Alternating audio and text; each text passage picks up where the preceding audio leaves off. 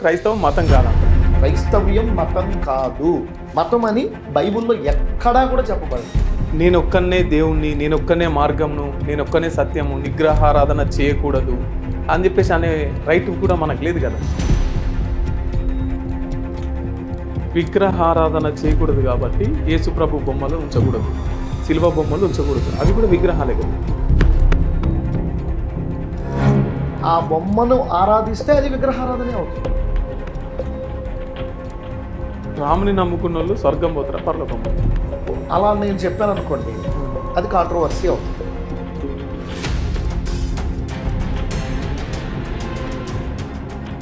తిరుపతి నుంచి ఒక లడ్డు ఉంటుంది, దాన్ని తింటారా? లడ్డూను లడ్డూగా చూసి తింటే తప్పేం లేదు. హిందువుకి క్రిస్టియన్కి ఏంటి తేడా? ఇప్పుడు మతం మారే అంశం కులాధారితంగా జరిగేది కాదు. నమస్తే, వెల్కమ్ టు బిఆర్కే న్యూస్. నేను మీ మధు. ప్రస్తుతం మనతో పాటు ఎండి ఇస్మాయిల్, ఆంధ్రప్రదేశ్ క్రిస్టియన్ ప్రొటెక్షన్ రాష్ట్ర అధ్యక్షులు ఉన్నారు. సార్తో మాట్లాడి చాలా విషయాలు డిస్కషన్ చేద్దాం. సార్, మీ పేరు ఎండి ఇస్మాయిల్, కానీ క్రిస్టియన్ ప్రొటెక్షన్ అసోసియేషన్కి ఎట్లా అధ్యక్షులుగా ఉన్నారు? యాక్చువల్లీ ముస్లిం కమ్యూనిటీ నుండి యేసుక్రీస్తు ప్రభుని సొంత రక్షకుడిగా అంగీకరించాను. యేసు ప్రభుని ప్రకటిస్తూ ఉన్నాను. అందులో భాగంగా క్రిస్టియన్స్ మీద చాలా పెద్ద ఎత్తున దాడులు జరుగుతున్నాయి.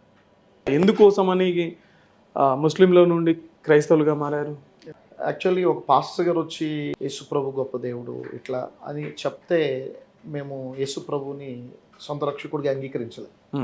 నేను చదువుకుంటున్నప్పుడు ప్రభువు నన్ను దర్శించారు. ప్రభు నాతో నేరుగా మాట్లాడడాన్ని బట్టి నా వ్యక్తిత్వాన్ని మార్చుకున్నాను. యేసు ప్రభుని నా జీవితంలోనికి ఆహ్వానించాను. అంటే యేసు ప్రభు క్రైస్తవులతోనే మాట్లాడతాడు, ఇతర మతాలతో వాళ్ళతో మాట్లాడారు అంటారు కదా. అలా ఉండదు. ఇతర మతాల వాళ్ళు పాపులు, వాళ్ళు విగ్రహారాధన చేస్తారు అని చెప్పేసి మాట్లాడతారు కదా, వాళ్ళతో కూడా యేసు ప్రభు మాట్లాడతారు. ఈ ప్రపంచంలో ప్రతి మనిషి దేవునితో సంబంధం కలిగినోడే. కాకపోతే మనిషిలో ఉన్నటువంటి క్యారెక్టర్ మనిషిని ఏం చేసింది అంటే దేవుడి నుండి దూరస్తుని చేసింది. మనిషికి దేవుడు ఒక వ్యక్తిత్వాన్ని సూచించాడు. సూచించిన వ్యక్తిత్వాన్ని మనిషి విడిచిపెట్టినప్పుడు మనిషి దేవుని ధర్మానికి దూరం అయ్యాడు. మరలా ఆ ధర్మం వైపు ఆకర్షించడానికి దేవుడు ఒక కాలింగ్, ఒక పిలుపిస్తాడు. ఆ పిలుపుని అందుకున్నటువంటి ప్రతి వ్యక్తి కూడా దేవుని సన్మార్గం వైపు నడిపించబడడానికి ప్రతి మనిషిని కూడా దేవుడు ఆహ్వానిస్తాడు. అందుకే యేసుక్రీస్తు అందరికీ ప్రభువు. ఏ సంవత్సరంలో మతం మారారు? నేను 95. అప్పుడు ఎంత ఉంటుంది మీ ఏజ్? నాకు 14 years ఉంది. ఓకే. మీ పేరెంట్స్ ఏమనలేదా? అప్పటికి మా పేరెంట్స్ ప్రభుని సొంత రక్షకుడిగా అంగీకరించారు. వాళ్ళు సొంత రక్షకుడిగా అంగీకరించిన నేను నా ఇష్టానుసారంగా నేను జీవిస్తూ ఉండేవాడిని. అయితే నన్ను కూడా ప్రభు దర్శించడాన్ని బట్టి నేను యేసు ప్రభుని సొంత రక్షకుడిగా అంగీకరించాను. కానీ మరి మీ పేరు ఇస్మాయిల్ అనే ఉంది, పేరు మార్చుకోవాలి కదా. మనిషి మతం మార్చుకుంటే పేరు మార్చుకోవాలనే నియమం ఏమీ లేదు. మరి ఎందుకు వీళ్ళంతా పేర్లు మార్చుకుంటారు? అంటే నేను క్రిస్టియానిటీని స్వీకరించాను కాబట్టి క్రైస్తవ నామకరణంతో ఉండడం మంచిది అనేటటువంటి ఆలోచన విధానంతోనే తప్ప బైబిల్లో ఎక్కడ కూడా నువ్వు మతం మార్చుకుంటే పేరు మార్చుకొని ఎక్కడ లేదు. దేవుడు ఉన్నాడా? దేవుడు ఉన్నాడు. ఎవరు అంటే నాకు ఒక విశ్వాసం ఉంది. నాతో ప్రభువైనటువంటి యేసుక్రీస్తు మాట్లాడాడు కాబట్టి ఆయనే దేవుడు అని చెప్తాను. కానీ నేను ఒక హిందువుని, నాకు రాముడే దేవుడు అని నేను అంటాను. అది మీ విశ్వాసం, మీ బిలీవ్. కానీ దేవుడు ఒక్కడే కదా. దేవుడు ఒక్కడే. ప్రపంచాన్ని నడిపించేది ఒకే ఒక్క దేవుడు, ఏకైక దేవుడు. మనుషులందరూ ఒక్కటే. కులంతో మనిషిని చూడకూడదు, మతంతో మనిషిని చూడకూడదు. మీకు ఒక విషయం నేను స్పష్టంగా చెప్పాలనుకుంటున్నాను. చాలా మంది ఏమనుకుంటారంటే మతంలో దేవుడు ఉంటాడు అనుకుంటారు. అసలు దేవుడు మత సంబంధి కాదు. ఇది నోట్ చేసుకోవాలి మీరు. మరి ఎందుకు క్రిస్టియన్లమని చెప్పుకుంటున్నారు, క్రైస్తవులు ఎందుకు అంటున్నారు? క్రైస్తవ్యం మతం కాదుగా. వ్యక్తి ఫాలోవర్స్ జీసస్ని వెంబడిస్తున్నారు. జీసస్ ఏమని చెప్పాడు? నేను దేవుని జ్ఞానాన్ని, దేవుని ఉద్దేశాన్ని నేను మీకు తెలియజేస్తున్నాను, దేవుని మార్గాన్ని గురించి బోధిస్తున్నాను అని చెప్పాడు ఆయన. ఇప్పుడు నేను నా చిత్తం నెరవేర్చుకోవడానికి రాలేదు, తండ్రి చిత్తమును నెరవేర్చుటకు నేను వచ్చి తిని అన్నాడు. తండ్రి అంటే ఎవరు? దేవుడు. ఆయన చిత్తం నెరవేర్చడానికి నేను వచ్చాను. అంటే మనుషులు తండ్రి యొక్క చిత్తంలో లేరు, తండ్రి యొక్క ధర్మంలో లేరు. తండ్రి ఒక ధర్మాన్ని నిర్దేశించాడు మానవ కోటికి. ఆ ధర్మం నుండి మానవ కోటి పక్కకు వచ్చింది. తిరిగి అదే ధర్మంలోనికి నడిపించడానికి దేవకుమారుడుగా ప్రభు అయినటువంటి యేసుక్రీస్తు లోకంలో ప్రత్యక్షమయ్యాడు. సో క్రైస్తవం మతం కాదంటారు. క్రైస్తవ్యం మతం కాదు.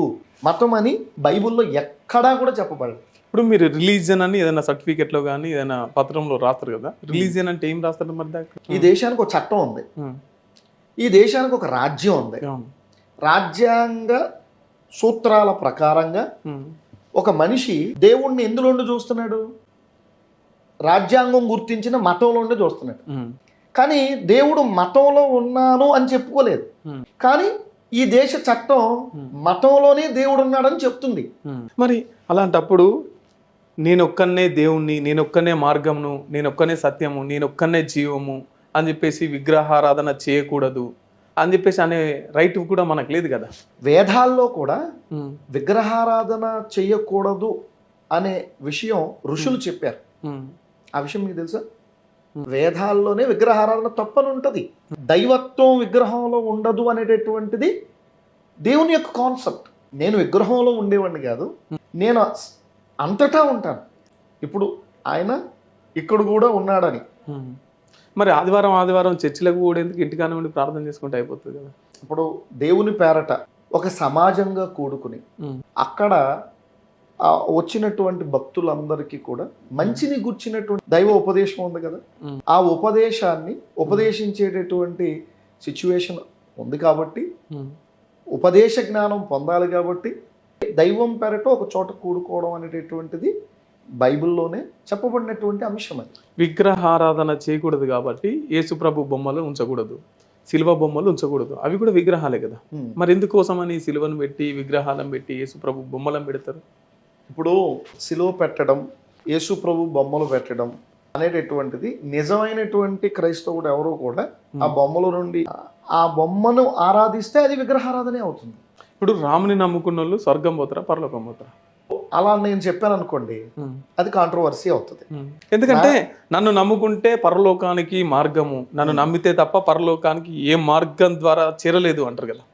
ఇప్పుడు యేసు ప్రభు వారు చెప్పింది ఏంటంటే, నా ద్వారా తప్ప ఎవడును తండ్రి యొద్దకు వెళ్ళడని చెప్పి ఆయన చాలా స్పష్టంగా చెప్పారు. నేనే మార్గం, నేనే సత్యం, నేనే జీవం అని ప్రభు చెప్పారు. ఎవరికి జీవం? సర్వలోకానికి ప్రభు అయినటువంటి యేసుక్రీస్తు జీవమై ఉన్నాడు, సర్వలోకానికి సత్యమై ఉన్నాడు. నేను అందుకే ఇతర మతస్థులు స్వర్గానికి వెళ్తారా, నరకానికి వెళ్తారా? ఇంతకు ముందు మీకు ఒక మాట చెప్పాను, దేవుడు మతంలో ఉండడు అని చెప్పాను.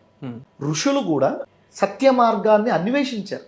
అంటే దేవుడు దొరికే మార్గం కోసం వెతికారు ఋషులు. అందుకే తపస్సులు చేశారు. నిన్ను గూర్చినటువంటి జ్ఞానం నాకు అవసరం, నిన్ను గూర్చినటువంటి ప్రత్యక్షత నాకు అవసరం అని చెప్పి వాళ్ళు తపస్సులు చేశారు. ఇప్పుడు క్రైస్తవం మతం కాదంటున్నారు కదా. మతం కానప్పుడు ఇప్పుడు ఒక తిరుపతి నుంచి ఒక లడ్డు ఉంటుంది, దాన్ని తింటారా? లడ్డూను లడ్డూగా చూసి తింటే తప్పేమి లేదు.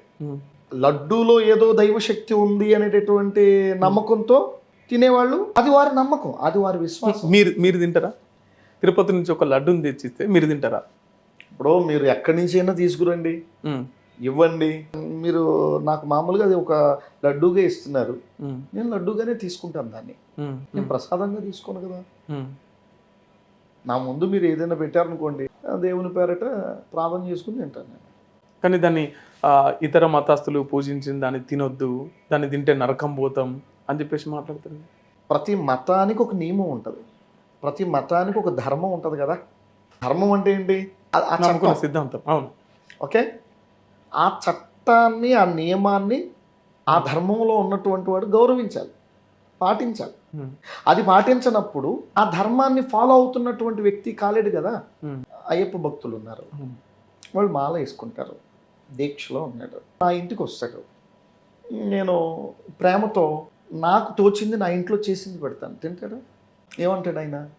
నేను దీక్షలో ఉన్నాను కాబట్టి నేను తినకూడదు, నాకు పూజ అయిన తర్వాత దానికి కొన్ని నియమాలు ఉన్నాయి, ఆ నియమాల ప్రకారంగానే చేస్తాను అంటాడు. ఇప్పుడు నేనున్నాను, క్రిస్టియానిటీని స్వీకరించాను. నేను నియమంలోకి వచ్చాను. నా దేహానికి ఒక నియమం ఏర్పాటు చేసుకున్నాను. అది జీవితకాలం నియమంలోనికి వచ్చాను. ఆ నియమంలో నేను ఉన్నంత కాలం ఆ నియమాన్ని నేను ఖచ్చితంగా గౌరవించాలి, స్వాగతించాలి. ఆ నియమానికి విరుద్ధంగా నేను ఉండకూడదు. ఇప్పుడు మీరు క్రిస్టియన్ ప్రొటెక్షన్ అసోసియేషన్ అని పెట్టుకున్నారు. ఓకే. అంటే ప్రొటెక్షన్ ఎందుకు? క్రిస్టియన్స్కి ఏమవుతుంది? ఎక్కడ చూసినా క్రైస్తవుల మీద దాడులు పెరిగినాయి. చర్చిల్లోకి వచ్చి దాడులు చేస్తున్నారు, రోడ్ల మీద దాడులు చేస్తున్నారు. దాడి చేయడమే లక్ష్యంగా పెట్టుకుని పనిచేస్తున్నారు. ఎప్పుడు పాస్టర్లు వచ్చి ఇంటికి వచ్చి మతం మారు అన్నప్పుడు దాడి జరుగుతుంది. ఎవరి ప్రార్థన వాళ్ళు చేసుకుంటే దాడి ఎందుకు జరుగుతుంది? పాస్టర్లు వచ్చి ఇంటికి వచ్చి నువ్వు మతం మారు అవును అని ఏ పాస్టర్ చెప్పడే? ఎందుకు చెప్తలేరు? గల్లీలలోకి వచ్చి పాస్టర్లు అంతా వచ్చి పాటలు పాడుకుంటా మీరు యేసుప్రభును స్వీకరించాలి, యేసుప్రభుని నమ్ముకోవాలి, ఇదే మార్గం, ఇట్లయితేనే పరలోకం పోతారని చెప్పేసి చాలా బ్లాక్ మెయిల్స్ చేస్తున్నారు కదా. లేకపోతే నరకానికి పోతారంటే బ్లాక్ మెయిల్ కదా. అది బ్లాక్ మెయిలింగ్ ఎట్లా అవుతుంది? రాజ్యాంగం వారి మతాలు నమ్మకపోతే నరకానికి పోతారు అంటే బ్లాక్ మెయిల్ కదా. ఇప్పుడు ఇక్కడ కూర్చున్నారు, మీరు నన్ను ఏదో ఒక క్వశ్చన్ అడుగుతారు, నేను చెప్పేటటువంటి ఆన్సర్ నేను చెప్తాను మీకు. నాకు అంగీకారం కానటువంటి ఒక అంశాన్ని మీరు పదే పదే నా నోటితో చెప్పించాలని చూస్తే అది ఏమవుతుంది? బ్లాక్ మెయిలింగ్ అవుతుంది.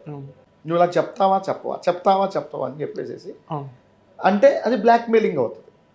కానీ తనకు తెలిసినటువంటి ఒక సత్యాన్ని గురించి చెప్తే బ్లాక్ మెయిలింగ్ ఎలా అవుతుంది? మీరు ఇష్టమైతే అంగీకరిస్తారు, ఇష్టం కాకపోతే వదిలేస్తారు. ఇప్పుడు మీరు ఇందాక ఒక మాట అన్నారు, ఒక తిరుపతి నుండి లడ్డు తీసుకొస్తే తింటారా అని చెప్పి అడిగారు. ఇప్పుడు తినడం తినకపోవడం అనేది వ్యక్తి స్వేచ్ఛ. నేను ఇస్తున్నాను, నువ్వు ఎందుకు తినవు? ఎగ్జాక్ట్లీ. మారడం మారకపోవడం అనేది వ్యక్తి స్వేచ్ఛ. కానీ మారకపోతే నరకాన్ని పోతారు అని చెప్పేసి భయపెట్టడం. సరే, మీరు ఈ మాట అంటున్నారు కదా. సపోజ్ ఇప్పుడు ఈ వస్తువు ఉంది, ఇది మీది, మీ కంపెనీకి చెందింది. దీన్ని నేను వెళ్ళేటప్పుడు మీకు తెలియకుండా పట్టుకుపోతున్నాను నేను. దాన్ని ఏమంటారు? దొంగతనం అంటారు కదా. అది తప్పు కదా. తప్పు. దొంగతనం చెయ్యకూడదు అని చెప్తే బ్లాక్ మెయిలింగా? కాదు కదా. దొంగతనం చేస్తే తప్పే కదా, నేరమే కదా. అట్లాగే మనకు తెలిసినటువంటి ఒక వాస్తవాన్ని ఇది తప్పు, ఇది తప్పు కాదు అని తెలియచేసేదాన్ని బ్లాక్ మెయిలింగ్ అని మీరు ఎట్లా అంటారు? భారతదేశం అంటే హిందూ దేశం. ఇక్కడ 140 కోట్ల మంది ఉంటే ఒక 80% 70% భారతీయులు హిందువులుగా ఉన్నారు. మా దేశంలోకి వచ్చి మమ్మల్నే మనుషులు కాదు, మీరు నమ్మే దేవుడే కాదు అంటే మనోభావాలు దెబ్బతింటాయి. తినే భారతదేశం హిందూ దేశం కాదు, స్పష్టంగా మీరు అర్థం చేసుకోవాల్సిన విషయం. ఇది ప్రజాస్వామ్యం. క్రైస్తవం ఎక్కడ పుట్టింది? క్రైస్తవం, హిందూ మతం భారతదేశంలోనే పుట్టింది. నేనైతే హిందూ మతం భారతదేశంలో పుట్టిందని నేను చెప్పలేను, ఎందుకంటే చారిత్రక ఆధారాలు ఉన్నాయి. ఇది కూడా పరాయి దేశం నుండి వచ్చింది. ఏంటిది హిందూ మతం? అవును. ఏ దేశం నుండి? వీళ్ళు భారతదేశానికి వలస వచ్చారు, ఆర్య బ్రాహ్మణులు. ఈ ఆర్యులు ఎక్కడోళ్ళు? భారతదేశమా? ఆర్య సాంప్రదాయం అనేది భారతదేశ సాంప్రదాయమా? ఇక్కడ ఉన్నటువంటి ద్రవిడులు అయితే హిందువులే కదా. ద్రవిడులు హిందువులు కాదు, సింధువులు. సింధు నాగరికత. సింధు నాగరికతలో ఏ దేవుని మొక్కుతారు? జీసస్ను మొక్కుతారా? జీసస్ మొక్కరు. సింధు నాగరికతలో వారికి కొన్ని విశ్వాసాలు ఉన్నాయి, గ్రామ దేవతలు ఉంటారు, దేవతలు ఉన్నారు. కానీ అది హిందూ మతానికి చెందినటువంటి వాళ్ళు. కోటి దేవతలు. భారతదేశానికి అధికారిక మతం లేదు, అధికారిక దేవుడు లేడు. ఒక్కొక్క పల్లెలో ఒక్కొక్క దేవతకి ప్రాముఖ్యత ఉంటుంది. యేసుప్రభు ఎక్కడ పుట్టిండు? బెత్లెహేంలో పుట్టాడు.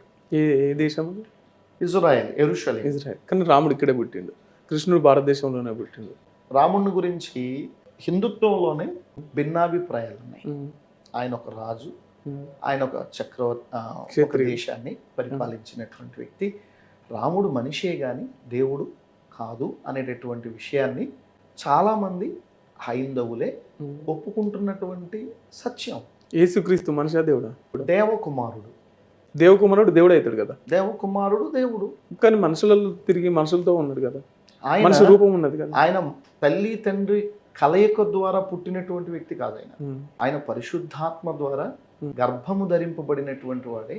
మనుషుల పాపముల నుండి విడిపించడానికి పరిశుద్ధ శిశువుగా లోకంలో పుట్టి.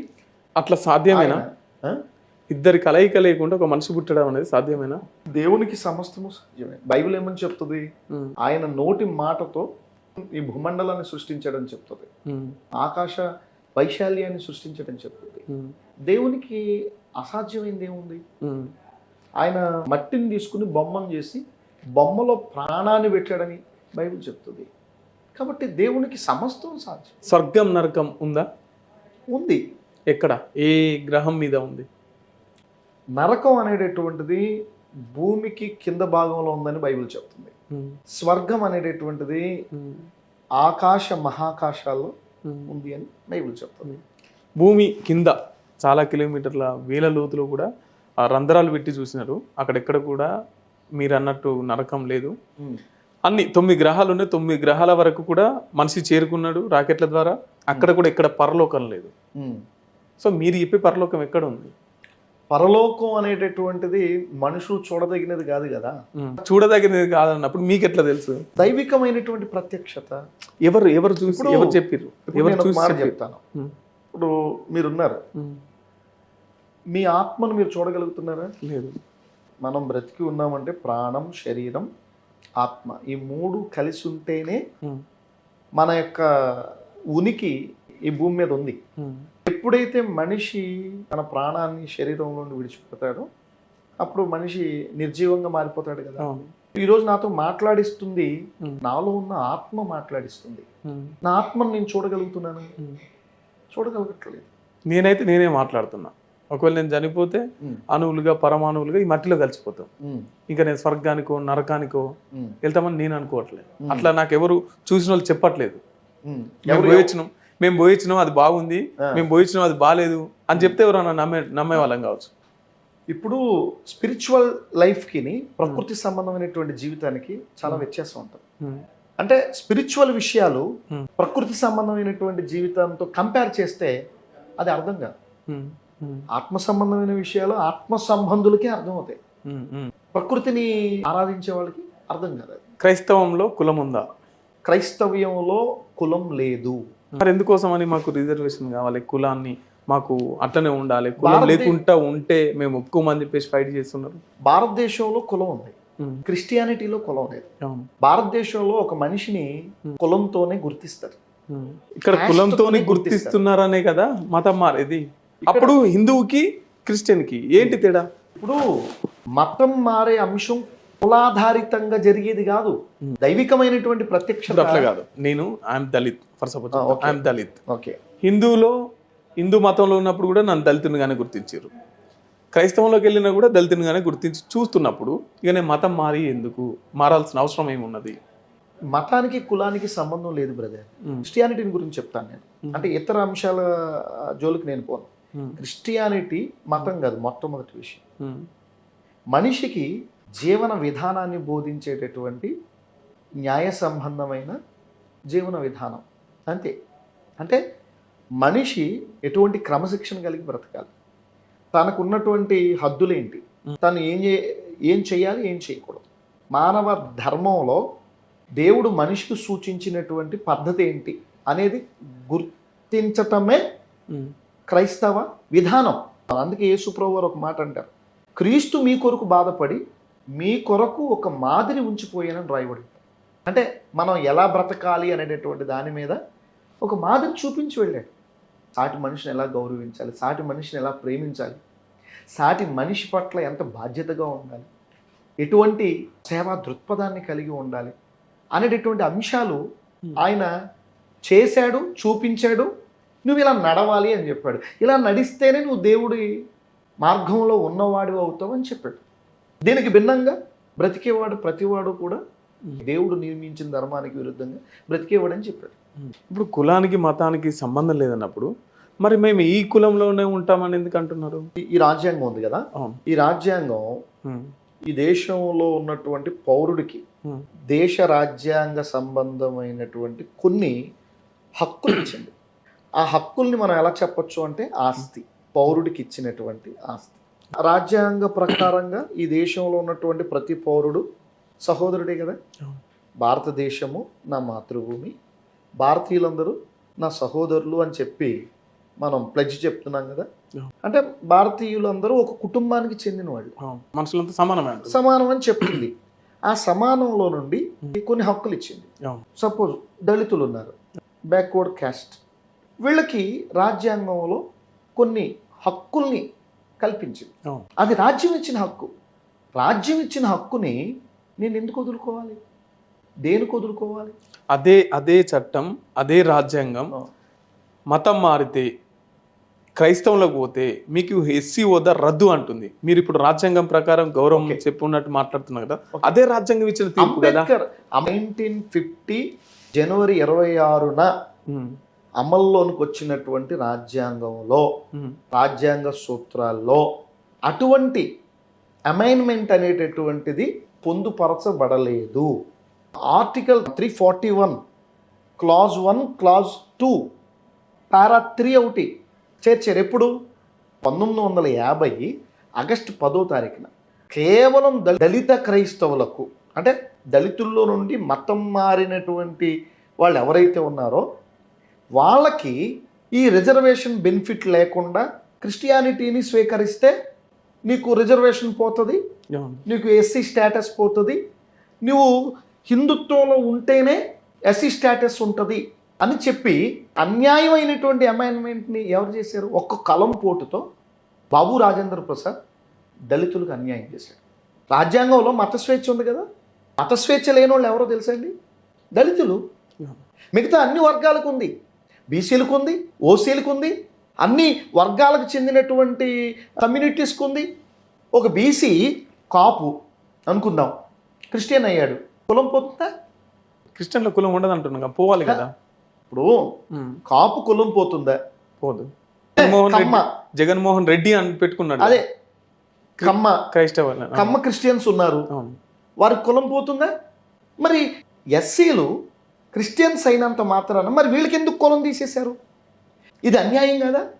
రాజ్యంలో పెద్ద మనుషుల చాటున ఉండి ఆధిపత్య కులాలకు చెందినటువంటి వారు అణగారిన వర్గాలని ఇంకా ఈ దేశంలో మతం ఆధారితంగా కూడా అణిచేయాలి, అలా కూడా వీళ్ళకి అన్యాయమే చేయాలి అనేటటువంటి అన్యాయమైనటువంటి అమైన్మెంట్ని అన్యాయంగా చేసి వాళ్ళ మీద వేసి రుద్ది ఎప్పటికి కూడా బానిసత్వంలో ఉంచాలనేటటువంటి దురుద్దేశమే కదా అది. అది జరిగింది. అంబేద్కర్ ఇచ్చినటువంటి రాజ్యాంగంలో లేదది.